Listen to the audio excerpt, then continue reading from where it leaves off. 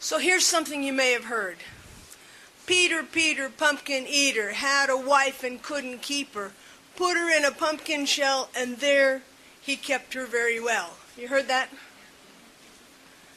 Well, I'm here to tell you that's not the way it happened. I'm here to set the story straight. How to begin? It wouldn't have been so bad being married to Peter if it hadn't been for his obsession. You know, when I first met him and they said he was a pumpkin eater, I thought, this is a match made in heaven. I love to cook pumpkin. I love to bake it. I boil it. I steam it. I mash it. I know I rushed into the marriage. I should have asked some questions, but it was already autumn. Halloween was coming. I knew it was going to be our season. And we found this cute little round house with a big front porch.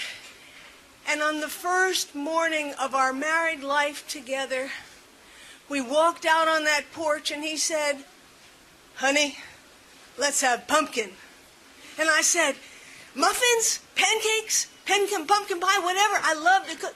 He said, "I only want the mush." You know the stuff inside the pumpkin? Well, there's seeds there. They're roasted, little salt, really nice. "I only want the mush, no seeds." He meant it.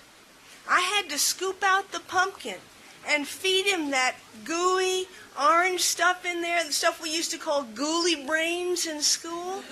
I gave it to him in bowls, and he'd scoop it with a spoon.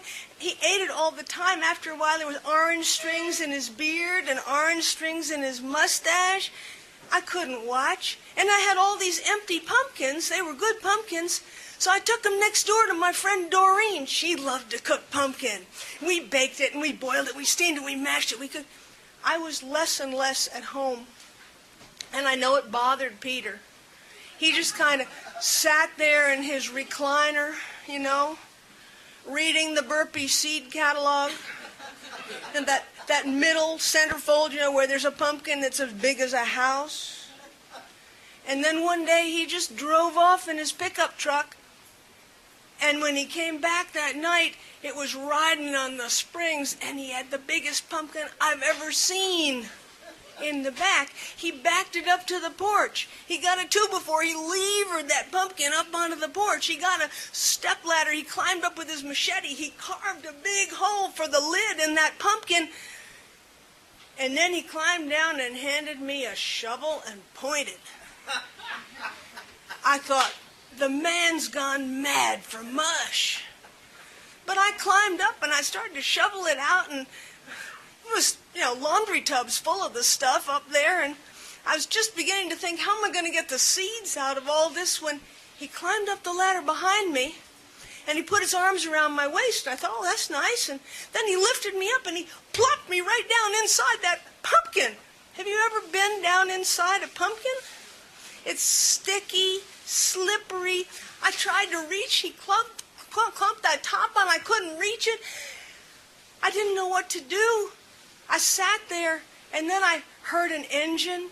It was his truck, and it just drove away. And there I was inside that sticky, icky pumpkin. And then I heard steps on the porch. And somebody dragged something over. And then the top opened, and it was Doreen. She got me out of there. She cleaned me up. She said, "Honey, let's get out of here."